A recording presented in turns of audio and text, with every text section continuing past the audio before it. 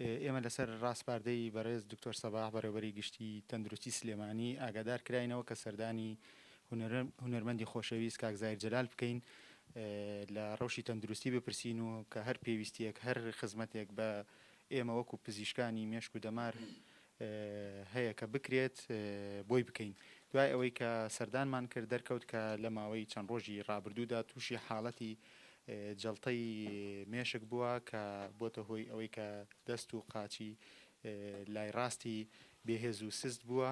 و سوپاس بەخوا دوای ئەوەی بە زووترین کات ئەو فەحسانە و ئەو ئەشعی ئێمارای و شتانەی کە بۆ کراوە گەیشتینە تەشخیصکردنی حاڵەتەکەی و زانیمان کە جۆری جەڵتەکە جۆری مەیویە و توانراوە کە تا ئێستا کۆنتترۆل بکرێت کۆمەڵێک فەحسیکەی هەیە و کۆمەڵێک پشکنینی کە هەیە کە بۆی ئەەکەین لەم یەک دو ڕۆژەی داهاتووە